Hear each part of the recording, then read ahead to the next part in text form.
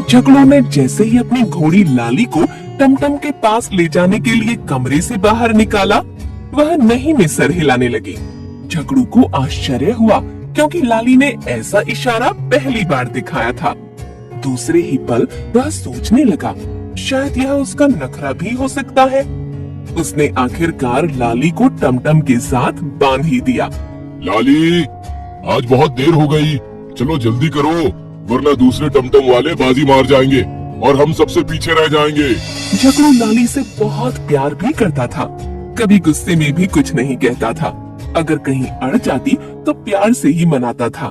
लाली को परेशानी न हो इसलिए टमटम पर कम लोगों को ही बिठाता था।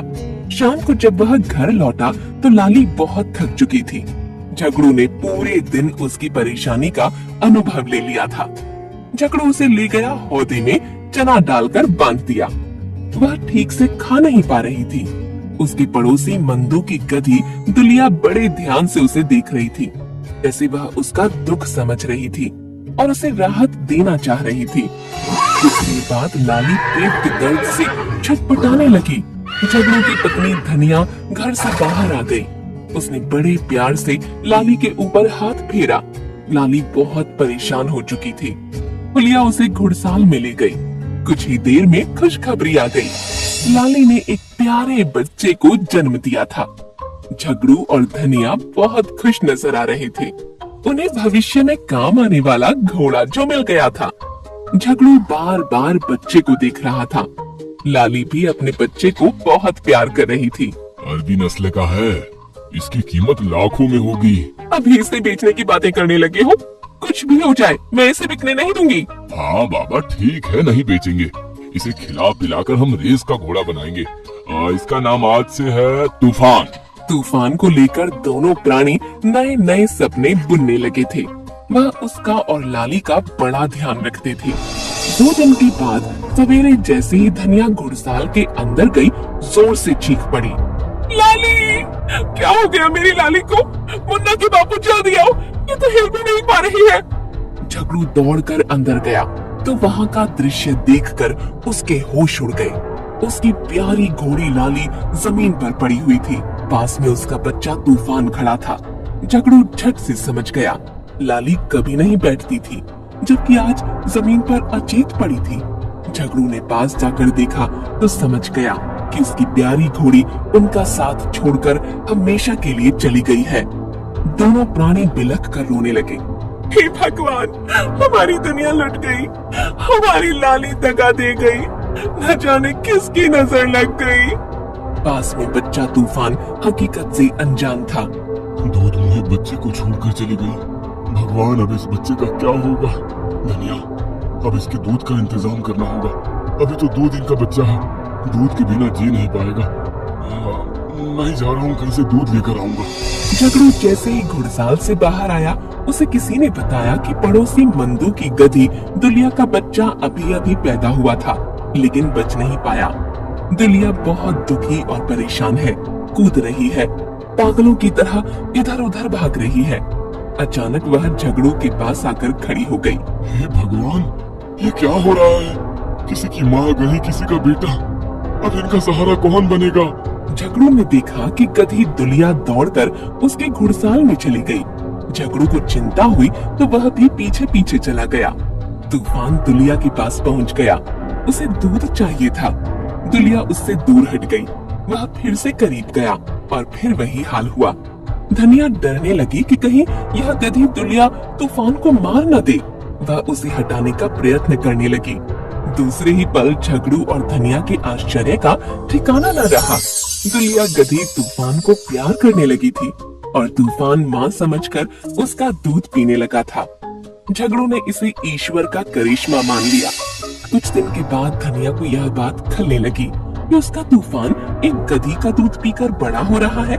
ऐसा ना हो कि उसके अंदर गधे के गुण आ जाएं।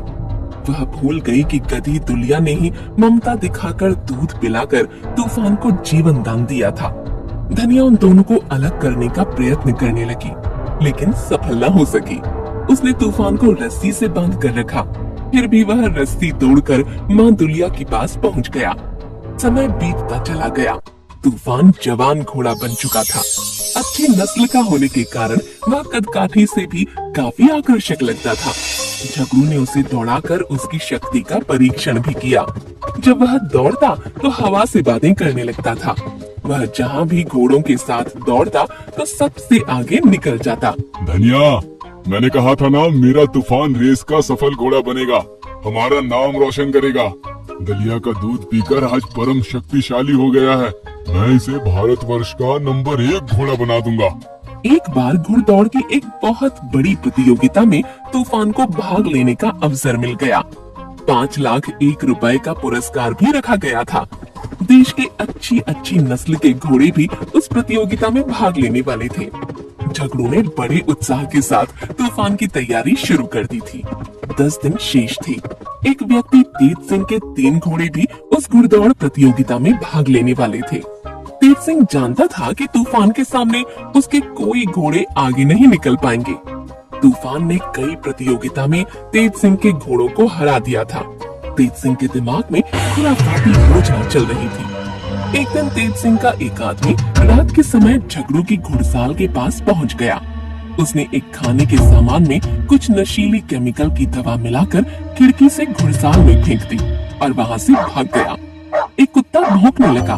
झगड़ू को शंका हुई और वो घर से बाहर आ गया। खिड़की से उसने देख लिया कि तूफान कुछ खाने जा रहा था। वह झट से घुड़साल के अंदर चला गया। तूफान कुछ हिस्सा खा चुका था, लेकिन बचे हुए हिस्से को झगड़ू ने छीन लिया। दूसरे दिन तूफान की तबीयत खराब हो गई। झगड़ू और धनिया चिंता में डूब गए। उन्होंने जानवरों के डॉक्टर से तूफान का इलाज कराया, लेकिन कुछ विशेष लाभ नहीं हुआ। उनकी समझ में कुछ भी नहीं आ रहा था। झगड़ू ने मान लिया कि तूफान दौड़ प्रतियोगिता में नहीं दौड़ पाएगा।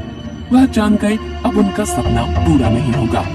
दूसरी तरफ तेज सिंह के हौसले बुलंद हो गए। अब तो तूफान मैदान से बाहर हो गया है।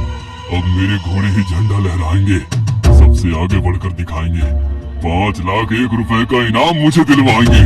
अब तो रेस कोर्स में मेरी तूती बोलेगी। प्रतियोगिता के 2 दिन शेष रह गए थे। झगड़ू तो हिम्मत हारकर बैठ गया था। दरवाजे पर एक साधु महात्मा आ गए। झगड़ू ने अपनी समस्या उनके सामने रख दी।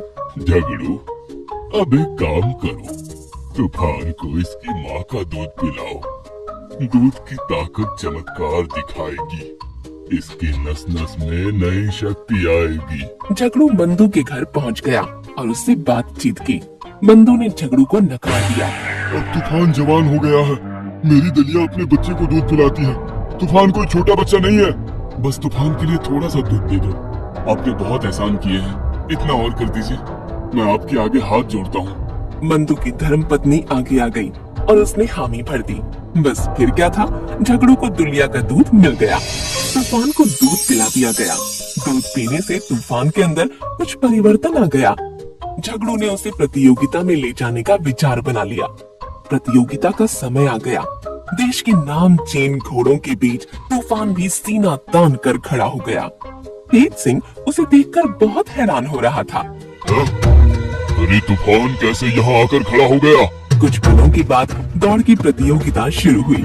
सभी घोड़े तेजी से दौड़ने लगे। तूफान पीछे दौड़ रहा था। झगड़ू से देखा नहीं जा रहा था। धनिया भी दुखी होकर देख रही थी। तूफान के आगे तेज सिंह के 5 घोड़े दौड़ रहे थे। तेज सिंह के चेहरे पर मुस्कान खेल रही थी। अब मेरे घोड़ों को कोई नहीं पा सकेगा। इनके लिए तूफान को हराना बड़ा ही आसान हो गया है। तूफान क्या कर रहा है? अपने नाम की लाज रख, माँ के दूध की लाज रख। दिखा दे माँ के दूध में कितनी ताकत होती है। इतना सुनकर तूफान के शरीर में जैसे बिजली की शक्ति दौड़ गई। वह सचमुच तूफान बन गया। देखते ही देखते वह आगे बढ़ता चला गया। एक एक करके वह सभी घोड़ों को अपने पीछे छोड़ने लगा। कुछ ही मिनटों में तूफान सबसे आगे दौड़ रहा था। तेज सिंह गुस्से से लाल पीला हो रहा था।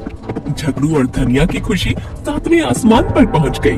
तूफान ने सबसे आगे आकर प्रतियोगिता जीत ली। तूफान के पराक्रम के कारण झगड़ू को 5,01,000 रुपए का पुरस्कार और शील्ड भी मिली। तेज सिंह का चेहरा गिर गया था।